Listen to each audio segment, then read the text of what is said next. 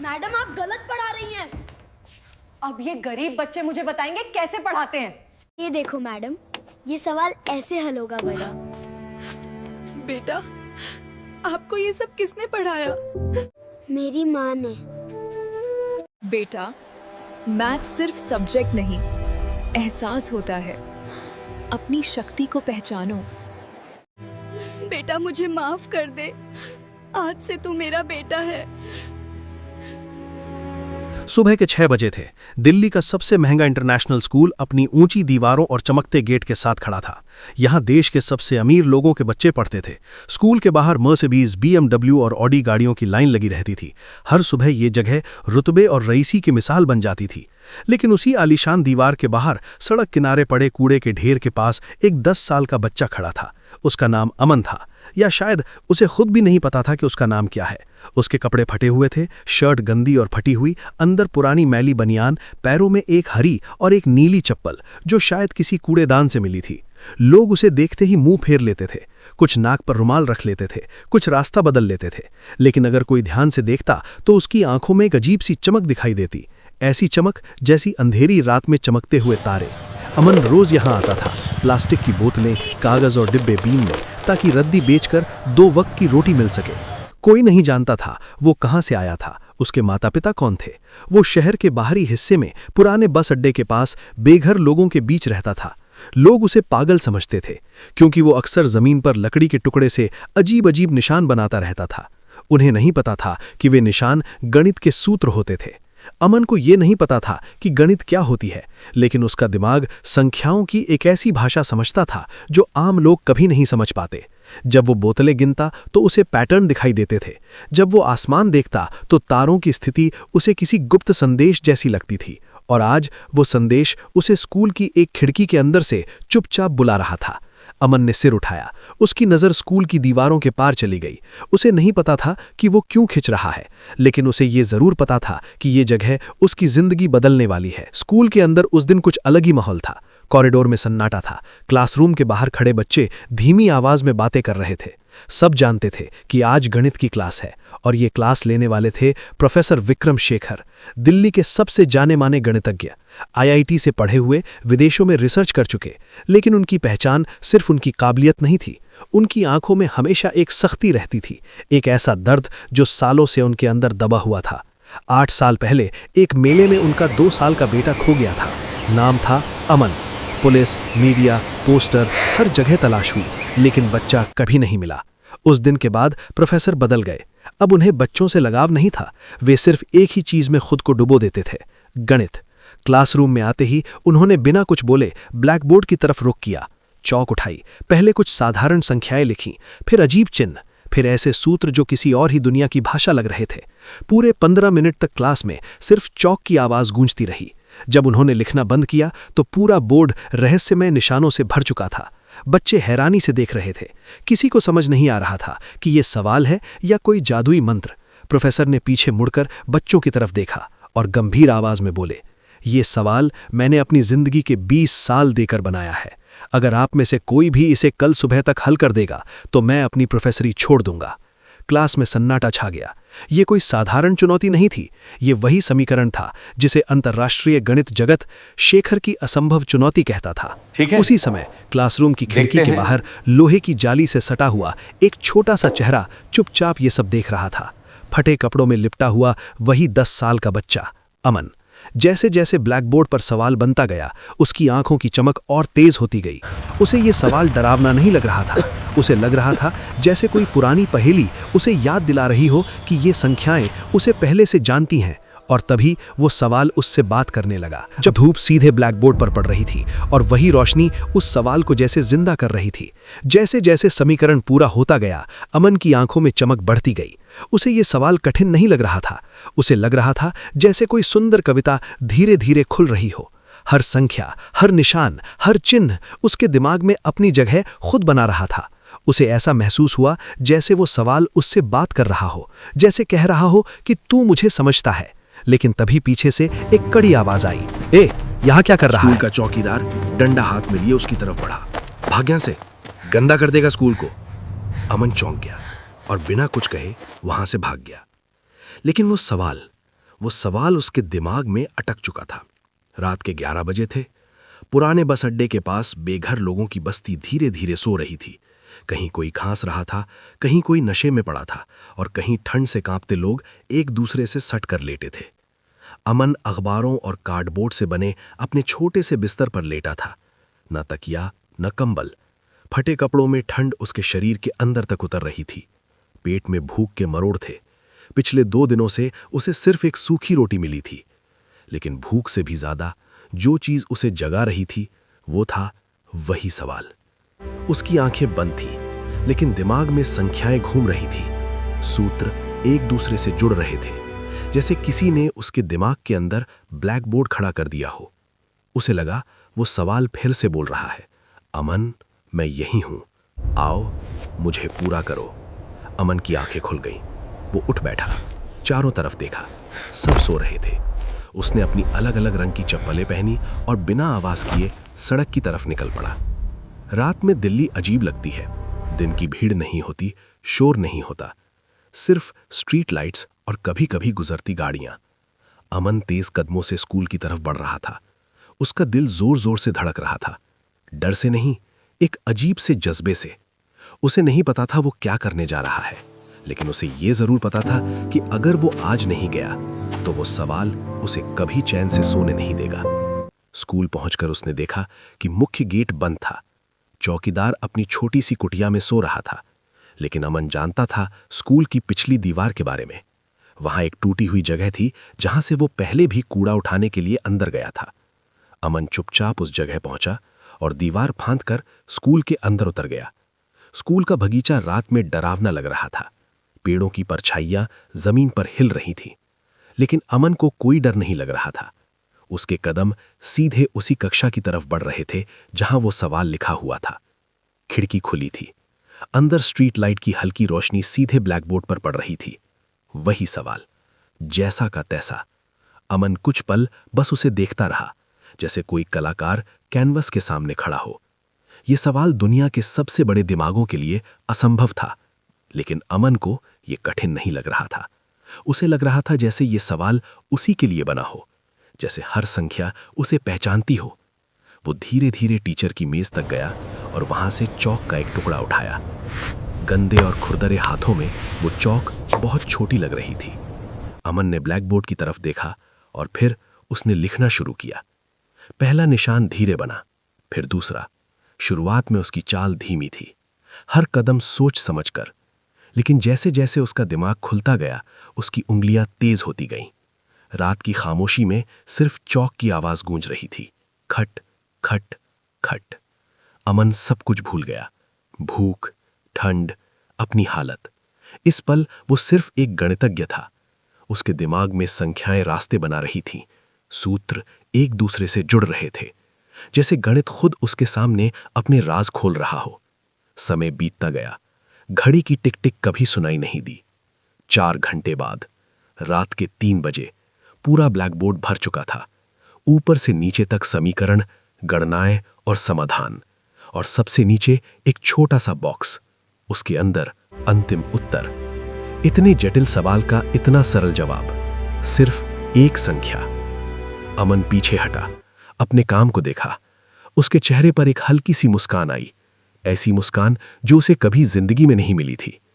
उसने चौक धीरे से मेज पर रख दी। एक बार फिर ब्लैकबोर्ड को देखा, जैसे कोई कलाकार अपनी आखिरी कृति को देखता हो। फिर वो खिड़की की तरफ बढ़ा। बाहर अभी सुबह होने में वक्त था। अमन खिड़की से बाहर कूदा, उसी रास्ते से जहां से आया था। वो वापस पुराने बस अड्डे पहुंचा, अपने कार्डबोर्ड के बिस्तर पर लेटा और गहरी नींद में डूब गया। उसे नहीं पता था कि अगली सुबह उसकी जिंदगी हमेशा के लिए बदलने वाली है। सुबह के 8 बजे थे। स्कूल का गेट खुल चुका था। लग्जरी गाड़ियां एक एक करके अंदर आ रही थीं। बच्चे हंसते बोलते क्लासरूम की तरफ बढ़ रहे थे, लेकिन प्रोफेसर विक्रम शेखर आज भी उतने ही गंभीर दिख रहे थे। उन्हें पूरा यकीन था कि उनका सवाल जैसा का तैसा ही मिलेगा, आज भी कोई नहीं कर अधूरा। पाएगा। वे सीधे अपनी कक्षा की तरफ बढ़े। उनके साथ स्कूल की प्रिंसिपल अनन्या मेहता भी थीं। जैसे ही प्रोफेसर ने कक्षा का दरवाजा खोला, उनके हाथ से फाइलें छूट गईं। उनकी आंखें फैल गईं। ब्लैकबोर्ड वो खाली नहीं था, वो सवाल हल हो चुका था, पूरी तरह। प्रोफेसर धीरे धीरे बोर्ड की तरफ बढ़े। उनके हाथ कांप रहे थे। वे बार बार चश्मा उतार कर आंखें मलते रहे। प्रिंसिपल अनन्या भी हैरान थी। विक्रम, क्या ये सही है? प्रोफेसर की आवाज़ भर्रा गई। सही नहीं अनन्या, ये तो जीनियस है। जो काम में 20 साल से कर रहा था, किसी ने एक ही रात में पूरा कर दिया। वे बोर्ड पर लिखे हर स्टेप को ध्यान से देखने लगे। यहाँ कैलकुलस था, अलजेब्रा था, ज्यामिति थी, लेकिन जिस तरह से सब कुछ जुड़ा हुआ था वो किसी किताब में कभी नहीं पढ़ाया गया। ये गणित नहीं था, ये एक कलाकृति थी। लेकिन सबसे चौंकाने वाली बात, लिखावट। ये किसी प्रशिक्षित प्रोफेसर की नहीं हो सकती थी, ये किसी बच्चे की लिखावट थी। एक ऐसे बच्चे की जिसने शायद कभी स्कूल का मुंह भी नहीं देखा होगा। प्रोफेसर अचानक पीछे मुड़े। सिक्योरिटी को बुलाइए, कल रात का सीसीटीवी फुटेज अभी चाहिए। कुछ ही देर में सिक्योरिटी ऑफिसर लैपटॉप लेकर आया। सभी टीचर स्क्रीन के चारों तरफ खड़े हो गए। फुटेज चलाया गया। रात के 11 बजे स्क्रीन पर एक छोटी सी परछाई दिखाई दी। वो परछाई दीवार फांदकर स्कूल के अंदर आई, सीधे कक्षा की तरफ गई, खिड़की से अंदर घुसी और फिर 4 घंटे तक लगातार ब्लैक बोर्ड पर लिखती रही। सुबह के 3:30 बजे वो परछाई वापस उसी रास्ते से चली गई। सिक्योरिटी ऑफिसर धीरे से बोला, सर, ये वही लड़का है जो रोज स्कूल के बाहर कूड़ा बीनता है। नाम शायद अमन है। ये नाम सुनते ही प्रोफेसर का दिल जोर से धड़क उठा। अमन, यही नाम उनके खोए हुए बेटे का भी था। उन्होंने खुद को समझाने की कोशिश की, ये सिर्फ एक संयोग हो सकता है, लेकिन उनका दिल कुछ और ही कह रहा था। प्रोफेसर ने लैपटॉप बंद किया। उनकी आंखों में बेचैनी थी और एक सवाल, अगर ये वही बच्चा हुआ तो क्लासरूम अब खाली हो चुका था। लेकिन प्रोफेसर विक्रम शेखर का दिमाग अब भी वहीं अटका हुआ था। वो लिखावट, वो तरीका, वो सोच, ये किसी साधारण बच्चे का काम नहीं हो सकता था। और फिर वो नाम अमन, यही नाम उनके खोए हुए बेटे का भी था। दिल बार बार कह रहा था कि ये सिर्फ संयोग नहीं है, लेकिन दिमाग इसे नामुमकिन बता रहा था। अगर वो बच्चा वाकई उनका बेटा होता तो वो ऐसी हालत में कैसे जी रहा होता और इतनी कम उम्र में इतनी गहरी गणित कहाँ से सीख ली होती? प्रोफेसर ने एक फैसला कर लिया, उन्हें उस बच्चे से मिलना ही होगा। दोपहर होते होते वे और स्कूल की प्रिंसिपल अनन्या मेहता स्कूल से निकल पड़े। गाड़ी शहर के उस हिस्से की तरफ बढ़ी जहां चमक नहीं थी, जहां रईसी नहीं थी, पुराना बस अड्डा। जैसे जैसे गाड़ी आगे बढ़ती गई, हवा में गंदगी और बदबू घुलती गई। फटी हुई झुग्गियां, खुले नाले, कूड़े के ढेर। ये दिल्ली का वो चेहरा था जिसे लोग देखना नहीं चाहते। प्रोफेसर का सीना भारी हो गया। अगर वो बच्चा यहीं रहता है तो उसने कितना कुछ सहा होगा। उन्होंने आसपास के लोगों से पूछा, ज्यादातर कंधे उचका देते। आखिरकार एक बूढ़ा आदमी बोला, हाँ साहब, एक लड़का है, अकेला रहता है, लोग कहते हैं पागल है, हमेशा जमीन पर कुछ लिखता रहता है। प्रोफेसर का दिल तेज धड़कने लगा। फिर उन्होंने उसे देख लिया। एक पुरानी जंग लगी बस के नीचे बैठा हुआ, प्लास्टिक की बोतलें साफ कर रहा था। दुबला पतला शरीर, गंदे फटे कपड़े, बिखरे हुए बाल, लेकिन उम्र करीब 10 साल, बिल्कुल वही उम्र जो उनका बेटा आज होता। प्रोफेसर की सांस रुक गई। वे धीरे धीरे उसकी तरफ बढ़े। अमन ने उन्हें देखा और घबरा गया। उसे लगा अब उसे सजा मिलने वाली है। वो उठकर भागने लगा। अमन, प्रोफेसर की आवाज नर्म थी, डरो मत, मैं तुम्हें नुकसान नहीं पहुंचाऊंगा। अमन रुक गया। डर अभी भी उसकी आंखों में था, लेकिन जब उसने प्रोफेसर की आंखों में देखा तो उसे कुछ जाना पहचाना सा लगा, जैसे ये आंखें कभी बहुत करीब रही हों। प्रोफेसर धीरे से बोले, तुम्हारा नाम अमन है ना? अमन ने हिचकिचाते हुए सिर हिलाया।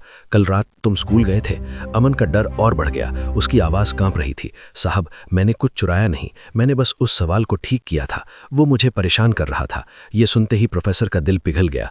वे वहीं घुटनों के बल बैठ गए, अमन की आंखों के सामने। बेटा, तुमने कुछ गलत नहीं किया, तुमने बहुत बड़ा काम किया है। फिर उन्होंने वो सवाल पूछा जो उन्हें अंदर से खा रहा था। तुमने ये गणित कहाँ से सीखी? अमन ने सीधा जवाब दिया, कहीं से नहीं साहब, मुझे बस संख्याएं समझ आती हैं। जब मैंने वो सवाल देखा, मुझे लगा जैसे वो मुझसे बात कर रहा हो। प्रोफेसर समझ गए, ये बच्चा साधारण नहीं है। लेकिन एक सवाल अब भी बाकी था, सबसे बड़ा सवाल। प्रोफेसर विक्रम शेखर कुछ पल तक बस अमन को देखते रहे, जैसे वो किसी सवाल का अंतिम जवाब ढूंढ रहे हों। उनके दिल की धड़कन तेज हो चुकी थी। वो जो अगला सवाल पूछने वाले थे उसे पूछने की हिम्मत नहीं जुटा पा रहे थे। लेकिन फिर उन्होंने खुद को संभाला। धीमी और कांपती आवाज में बोले, अमन, तुम्हारे हाथ पर कोई निशान है? अमन थोड़ा चौंका। उसने अपने दाएं हाथ की हथेली देखी। वहां एक छोटा सा जन्मजात निशान था, तारे की आकृति जैसा। प्रोफेसर की दुनिया हिल गई। उनकी आंखों से आंसू अपने आप बहने लगे। उन्होंने कांपते हाथों से अमन का हाथ पकड़ा, उस निशान को धीरे से छुआ। ये बिल्कुल वैसा ही है जैसा मेरे बेटे के हाथ पर था। उनकी आवाज टूट रही थी। मेरा बेटा, उसका नाम भी अमन था। 8 साल पहले वो खो गया था। अमन को कुछ समझ नहीं आ रहा था। वो बस ये देख रहा था कि ये बड़ा आदमी क्यों रो रहा है। प्रोफेसर ने अपने आंसू पोंछे और बहुत धीरे बोले, अमन, मैं तुम्हें एक जगह ले जाना चाहता हूं। वहां एक औरत है जो तुम्हें देखकर बहुत खुश होगी। अमन घबरा गया। नहीं साहब, मैं कहीं नहीं जाऊंगा, मुझे यहीं रहना है। प्रोफेसर ने शांत आवाज में कहा, डरो मत बेटा, मैं तुम्हें कोई नुकसान नहीं पहुंचाऊंगा। मैं बस तुम्हें खाना खिलाना चाहता हूं। तुम कब से भूखे हो?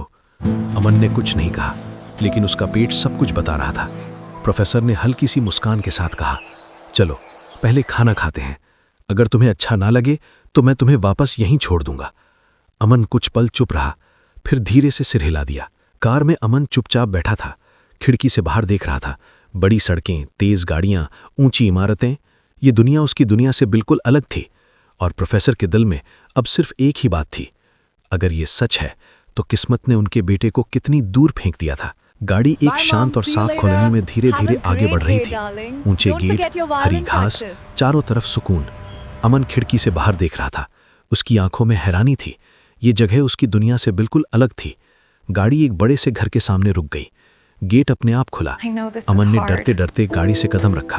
साफ जमीन, चमकदार फर्श, उसकी गंदी अलग अलग रंग की चप्पलें उस जगह पर और भी अजीब लग रही थी। प्रोफेसर विक्रम शेखर धीरे धीरे मुख्य दरवाजे की तरफ बढ़े। उनका दिल तेज धड़क रहा था। उन्होंने डोरबेल दबाई। कुछ ही पल में दरवाजा खुला। सामने एक औरत खड़ी थी, सादा लेकिन गरिमामयी साड़ी, थकी हुई आंखें, शांत चेहरा। ये थी नीलम शेखर। जैसे ही उनकी नजर अमन पर पड़ी, वो एक पल के लिए जम सी गई। उनका चेहरा सफेद पड़ गया। हाथ दरवाजे का सहारा ढूंढने लगे। विक्रम, उनकी आवाज कांप गई। प्रोफेसर ने धीरे से कहा, नीलम, ये अमन है। नीलम धीरे धीरे अमन के करीब आई। उसका चेहरा ध्यान से देखा। उसकी आंखें, नाक, माथा, कुछ बहुत जाना पहचाना सा दिल में उतर गया। विक्रम, ये कहीं वही तो नहीं? प्रोफेसर ने अमन का हाथ धीरे से उठाया। इसके हाथ पर देखो। नीलम की नजर उस हथेली पर पड़ी, और वहीं वो निशान, तारे जैसा छोटा सा निशान। नीलम की आंखों से आंसू बह निकले। उनके पैर कांप गए। उन्होंने अमन को जोर से गले लगा लिया। मेरा बच्चा, मेरा अमन। अमन घबरा गया। उसे समझ नहीं आ रहा था कि ये सब क्यों हो रहा है। आंटी, आप रो क्यों रही हो? नीलम कुछ नहीं बोली, बस उसे और जोर से गले लगाए रखा। शायद डर था कि कहीं ये सपना टूट ना जाए। कुछ देर बाद नीलम ने अमन को नहलाया, उसे साफ कपड़े पहनाए, गरम खाना सामने रखा। अमन पहले हिचकिचाया, फिर चुपचाप खाने लगा, एक एक निवाला जैसे बरसों की भूख खत्म कर रहा हो। जब वो साफ कपड़ों में बैठा था तो वो किसी और ही दुनिया का बच्चा लग रहा था, लेकिन नीलम के मन में अब भी एक डर था। दिल कह रहा था यही उनका बेटा है, और दिमाग कह रहा था अगर नहीं हुआ तो। रात हो चुकी थी। अमन एक साफ बिस्तर पर गहरी नींद सो गया, शायद जिंदगी में पहली बार बिना डर के। और दूसरे कमरे में नीलम और विक्रम आमने सामने बैठे थे। कमरे में सन्नाटा था। आखिरकार नीलम ने धीरे से कहा, विक्रम, अगर ये हमारा बेटा हुआ तो वो इन 8 सालों में कहाँ था? प्रोफेसर ने गहरी सांस ली। कल हम सच जान लेंगे। अगली सुबह घर में एक अजीब सी खामोशी थी। नीलम रसोई के दरवाजे के पास खड़ी थी, हाथ जुड़े हुए, नजर बार बार अमन की तरफ जा रही थी। अमन डाइनिंग टेबल पर चुपचाप बैठा था, साफ कपड़े, सामने दूध का गिलास, लेकिन उसकी आंखों में अब भी सवाल थे। विक्रम शेखर खिड़की के पास खड़े थे, उनके हाथ में फोन था। काफी देर तक वे कुछ बोले नहीं, फिर एक गहरी सांस लेकर फोन मिलाया। हाँ डॉक्टर, मैं चाहता हूं कि आज ही डीएनए टेस्ट हो जाए। फोन कटते ही कमरे में और सन्नाटा छा गया। थोड़ी देर बाद तीनों गाड़ी में बैठे। अमन नीलम का हाथ मजबूती से पकड़े हुए था, जैसे डर हो कि कहीं ये सब छिन न जाए। गाड़ी एक आधुनिक अस्पताल के सामने रुक गई। सफेद इमारत, तेज रोशनी, हर तरफ साफ सफाई। अमन घबराकर बोला, मुझे इंजेक्शन तो नहीं लगेगा ना? नीलम झुककर मुस्कुराई, नहीं बेटा, बस थोड़ा सा टेस्ट है। नर्स अंदर आई, शांत चेहरा, नरम हाथ। डीएनए सैंपल ले लिया गया। अमन थोड़ा डरा, लेकिन रोया नहीं, जैसे कहीं अंदर उसे भरोसा था। दिन बीतने लगे। इंतजार सबसे मुश्किल था। नीलम अक्सर मंदिर के सामने चुपचाप बैठ जाती थीं। विक्रम अपने स्टडी रूम में पुरानी तस्वीरों को देखते रहते। एक तस्वीर जिसमें एक छोटा सा बच्चा उनकी उंगली पकड़े खड़ा था। अमन सोफे पर बैठकर किताबें पलटता। संख्याओं पर उसकी उंगलियां अपने आप रुक जातीं, जैसे वो दुनिया अब भी उसे बुला रही हो। तीसरे दिन फोन बजा। कमरे की हवा अचानक भारी हो गई। विक्रम ने कांपते हाथों से फोन उठाया। जी डॉक्टर। कुछ पल सिर्फ सुनते रहे। उनकी आंखें भर आईं। अगले ही घंटे वे अस्पताल पहुंचे। डॉक्टर रिपोर्ट हाथ में लिए मुस्कुरा रहे थे। नीलम और विक्रम सांस रोके सामने बैठे थे। डॉक्टर ने कहा, बधाई हो, रिपोर्ट पूरी तरह साफ है। ये बच्चा आपका ही बेटा है, 100%। नीलम अपने आंसू रोक नहीं पाईं। वे फूट फूट कर रो पड़ीं। विक्रम की आंखों से भी आंसू बह निकले। 8 साल बाद उनका बेटा उन्हें वापस मिल गया था। अमन चुपचाप खड़ा था। उसने धीमी आवाज में पूछा, अगर मैं आपका बेटा हूं तो मैं इतने साल कहाँ था? विक्रम उसके पास आए, उसके सिर पर हाथ रखा। ये सवाल अब हमें मिलकर खोजना होगा। और उसी पल विक्रम को समझ आ गया, कहानी यहां खत्म नहीं हुई, यहां से एक नया सच शुरू होने वाला था। डीएनए रिपोर्ट के बाद घर में सुकून था, लेकिन सवाल अब भी जिंदा था। 8 साल तक अमन कहाँ था, और वो सब उसने कैसे सीखा जो दुनिया के बड़े बड़े दिमाग नहीं समझ पाए? विक्रम शेखर ये सवाल खुद से रोज पूछ रहे थे। आखिरकार उन्होंने एक फैसला किया। उन्हें उस आदमी से मिलना था जो अमन की जिंदगी का एक गवाह था। पुराना बस अड्डा, धूल, शोर, थकी हुई भीड़। विक्रम धीरे धीरे एक छोटी सी रद्दी की दुकान के पास पहुंचे। टूटी छत, पुरानी किताबों के ढेर। दुकान के बाहर एक बूढ़ा आदमी बैठा था, सफेद दाढ़ी, झुकी हुई पीठ। उसका नाम था रघु काका। आप ही रघु काका है? विक्रम ने पूछा। बूढ़े आदमी ने सिर उठाया। हाँ साहब, कहिए। विक्रम कुछ पल चुप रहे, फिर बोले, मैं अमन का पिता हूं। ये सुनते ही रघु काका की आंखें भर आईं। तो आप आ ही गए, उन्होंने धीमी आवाज में बताया। 8 साल पहले ये बच्चा बहुत बुरी हालत में यहां मिला था। कोई इसे बस अड्डे पर छोड़ गया था। बुखार में तप रहा था, कुछ भी याद नहीं था। मैंने जितना हो सका इसका ख्याल रखा। उन्होंने दुकान की तरफ इशारा किया। यहां पुरानी किताबें थीं। मैं पढ़ा लिखा नहीं हूं साहब, लेकिन ये बच्चा ये किताबों को देखकर ही सब समझ जाता था। रघु काका की आवाज भर आ गई। रात को हवा में उंगली से कुछ लिखता रहता था। मैं समझता था पागल है, अब समझ आया, ये तो जीनियस था। विक्रम की आंखों से आंसू गिर पड़े। उन्होंने रघु काका के पांव छुए। आपने मेरे बेटे को जिंदा रखा, मैं आपका कर्ज कभी नहीं चुका पाऊंगा। रघु काका हल्की मुस्कान के साथ बोले, साहब बस यही काफी है कि अब उसे अपना घर मिल गया। घर लौटकर विक्रम काफी देर तक अमन को देखते रहे। अमन मेज पर बैठा संख्याएं लिख रहा था, शांत, डूबा हुआ। अब फर्क सिर्फ इतना था, इस बार वो अकेला नहीं था। नीलम दरवाजे के पास खड़ी थीं, उसकी आंखों में सुकून था।